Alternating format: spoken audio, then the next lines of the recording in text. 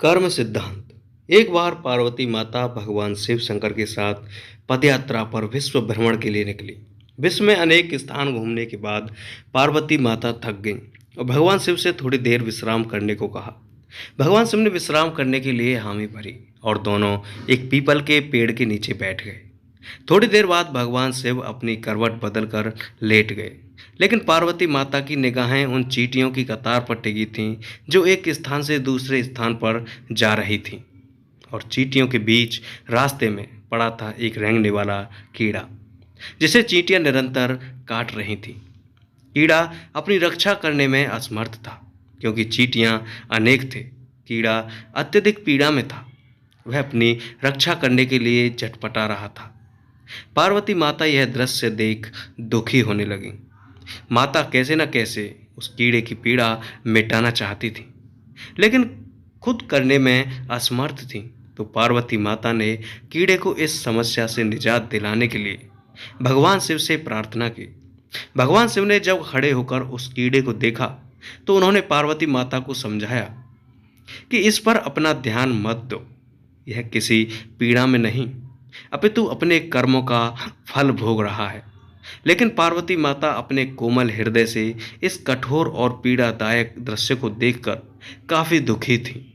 उन्होंने भगवान शिव से उस कीड़े की पीड़ा मिटाने के लिए लगातार प्रार्थना की, लेकिन भगवान शिव भी उन्हें यही समझाते रहे कि इस पर ध्यान केंद्रित मत करो।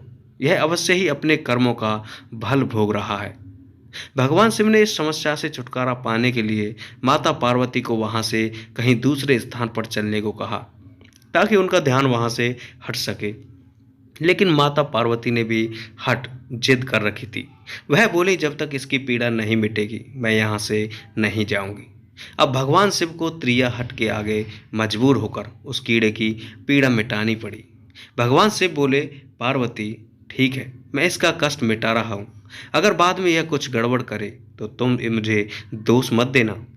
माता पार्वती ने कहा, ठीक है महाराज, पहले आप इसका कष्ट मिटाएं। फिर भगवान शिव ने अपनी शक्तियों से उस कीड़े को, राजा चींटियों को, उसकी प्रजा और उनके लिए एक बहुत ही सुंदर नगरी बना दी, जिसमें राजा का आलीशान महल था। अब यहाँ से उस राजा की वास्तविकता शुरू होती है, जिस कारण उसे कीड़े के रूप में पीड़ा मिल रही थी।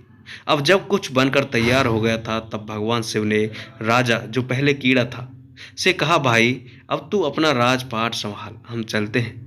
लेकिन राजा अपने व्यवहार से बड़ा ही घमंडी और एक चरित्रहीन व्यक्ति निकला।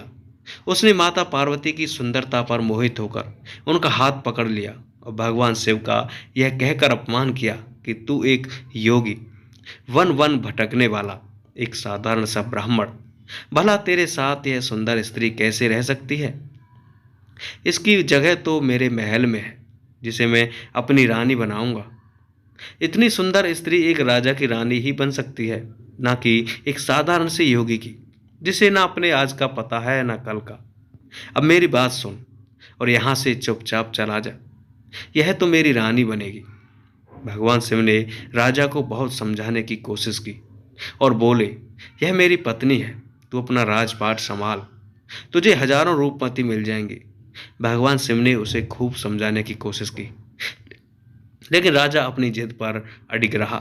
तो भगवान शिव ने कहा, ठीक है राजा, तुम इसे अपनी रानी बना लो, मैं चलता हूँ। यह बात सुनते ही माता पार्वती भगवान शिव के चरणों में गिर गईं और बोली, स्वामी आप मुझे इस दुविधा में छोड़कर कैसे जा सकते हैं? भगवान शिव बोले, पार्वती मैंने तुम्हें पहले ही कहा था कि मैं इसका कष्ट मिटा दूंगा, लेकिन बाद में अगर कुछ गड़बड़ करता तो तुम मुझे दोष मत देना। माता पार्वती, हे नाथ मुझे क्षमा करें, जो मैं कर्म सिद्धांत को नहीं पहचान सके। अब मैं समझ गई, यह घमंडी और चरित्रहीन मानव अपने पिछले जन्म के कर्मों का फल भोग रहा है। इस क्रूर मानव ने अवश्य ही अपने जीवन में अनंत पाप किए होंगे, जिसका दंड इसे कीड़े के रूप में भुगतना पड़ रहा है।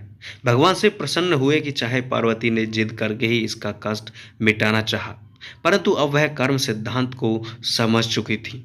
फिर भगवान शिव ने अपनी शक्तियों से परिस्थितियां पहले जैसी कर दी। राजा को वही कीड़ा और प्रजा को वही चींटियां बनाकर उसके कर्म सिद्धांत को उसके हाल पर छोड़ दिया। अब माता पार्वती भी राजी राजी भगवान शिव के साथ अपना भ्रमण पुनः प्रारंभ करने के लिए चल पड़ी। दोस्तों कैसी लगी कहानी? अगर अच्छी लगे तो चैनल को सब्सक्राइब ज़रूर करें। धन्यवाद दोस्तों।